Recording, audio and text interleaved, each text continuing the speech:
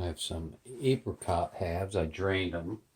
It says it's 29.1 ounces, so let's see how many it is after it's drained. 15. And I have some Kikkoman low sodium teriyaki.